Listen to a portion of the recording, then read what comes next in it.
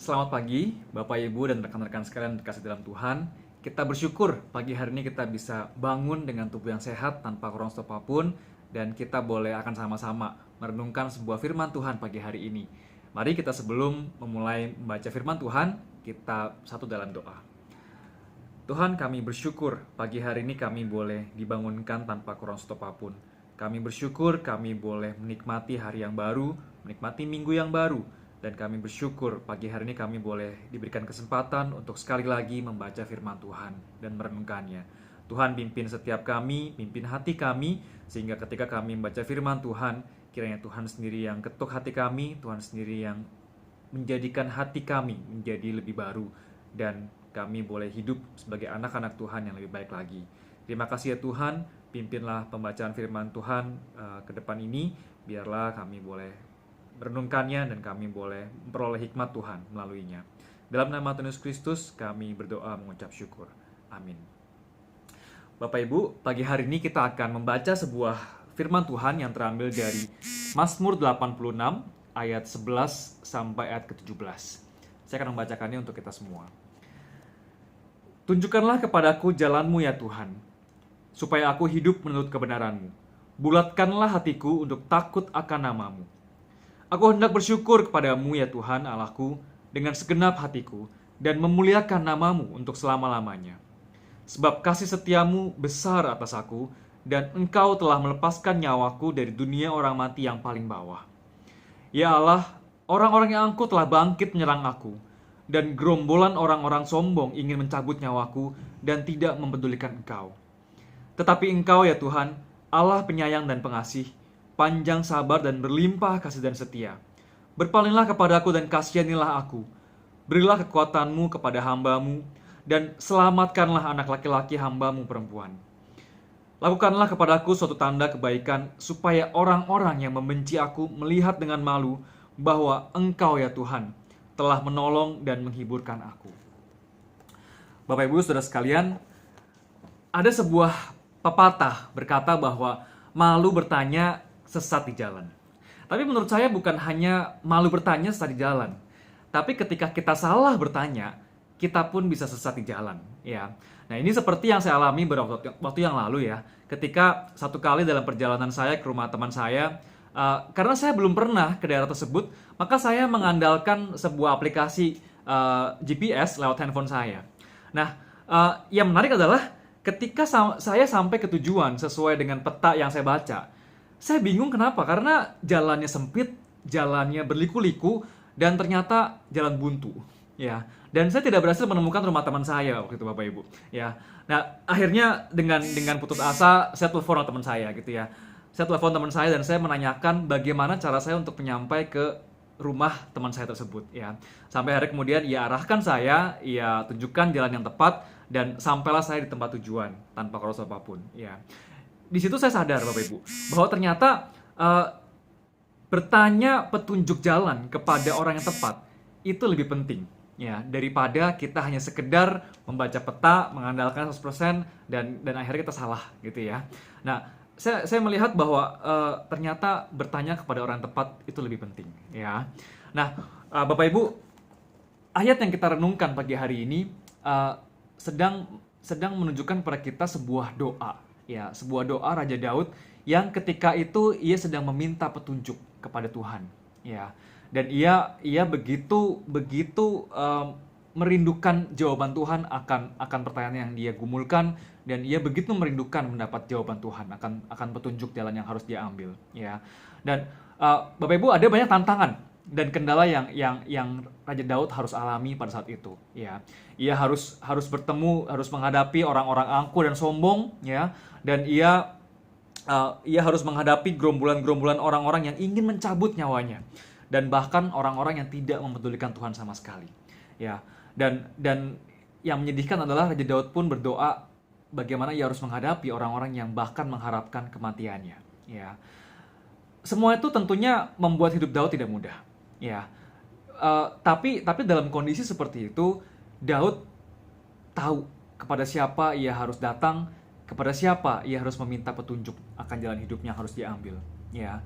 Nah, Bapak Ibu, lewat bacaan yang kita baca pada pagi hari ini, ada 3 hal setidaknya yang kita bisa pelajari dari seorang Raja Daud. Ya, yang pertama adalah Raja Daud memiliki kerendah hatian untuk meminta petunjuk kepada Tuhan.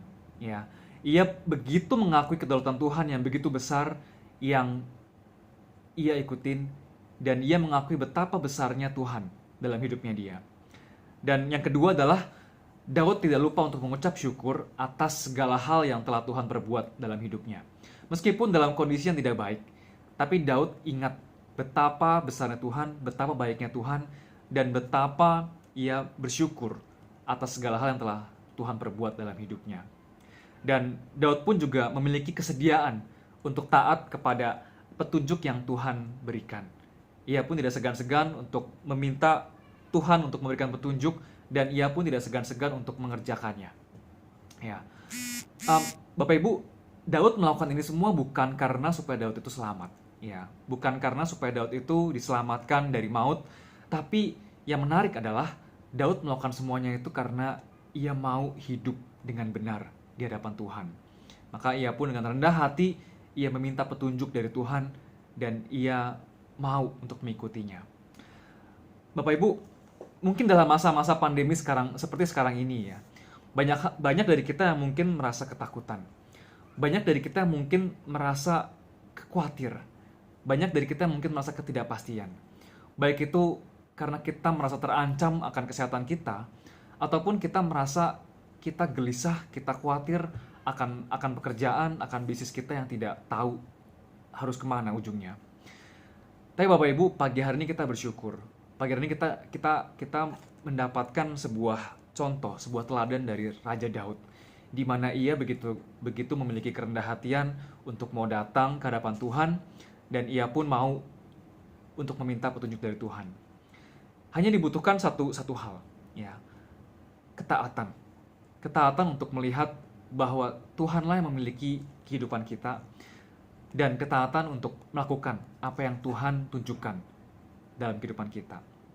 Saya percaya bahwa ketika kita mampu untuk kembali melihat kedaulatan Tuhan, mampu untuk bersyukur atas segala hal yang telah Tuhan berikan dalam hidup kita, dan kita taat kepada setiap apa yang Tuhan ingin kita untuk lakukan, maka Bapak Ibu, segala kekhawatiran, segala ketakutan, segala ketidakpastian akan menjadi sebuah kepastian.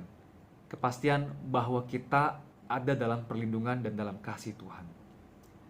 Ya, demikianlah renungan kita pagi hari ini. Mari kita kembali satu dalam doa. Bapa dalam surga, kami mengucap syukur untuk firman Tuhan yang kami boleh baca pagi hari ini, di mana kami boleh diingatkan kembali di dalam segala kesesakan, di dalam segala ketidakpastian, dan di dalam segala hal yang mengancam jiwa kami. Kami memiliki Tuhan yang memiliki kedaulatan atas hidup kami, yang memiliki kasih yang luar biasa yang telah kami rasakan selama ini.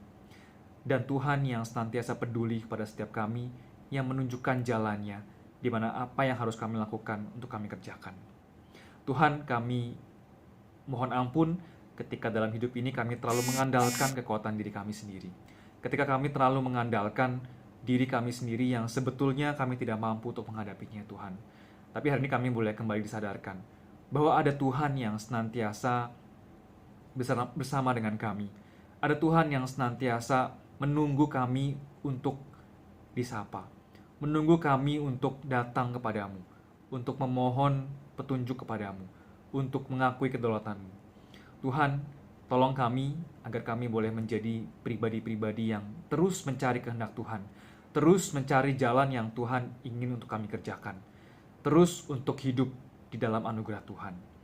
Tuhan, ini kami, apa adanya kami, kiranya Tuhan yang menilik hati kami, kedalaman hati kami, agar kami boleh dibentuk menjadi pribadi-pribadi yang selalu mengandalkan Tuhan dalam segala pergumulan yang kami hadapi, ya Tuhan.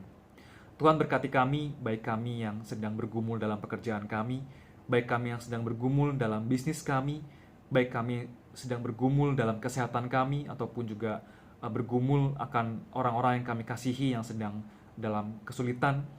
Tuhan yang tolong kami, berikan kami hati yang senantiasa tertuju kepadamu, senantiasa memiliki pengharapan kepada Tuhan, dan hati yang senantiasa mau untuk taat mengikuti apa yang Tuhan ingin kami kerjakan.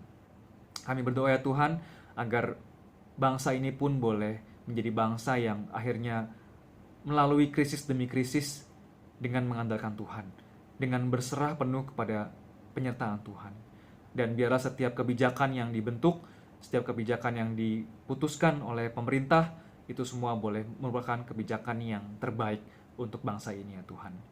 Terima kasih ya Tuhan untuk segala hal yang boleh Tuhan berikan dalam kehidupan kami. Sebentar kami akan melanjutkan aktivitas kami, sebentar kami akan masuk ke dalam kehidupan kami, menjalani kehidupan kami yang baru ini. Kiranya Tuhan yang pimpin, Tuhan yang sertai segala hal yang akan kami lalui. Biarlah sungguh hidup kami boleh senantiasa ada dalam anugerah Tuhan, ada dalam penyertaan Tuhan. Terima kasih Tuhan, dalam nama Tuhan Yesus Kristus kami berdoa mengucap syukur. Amin. Demikianlah renungan kita pagi hari ini. Selamat beraktivitas, kiranya Tuhan memberkati kita semua.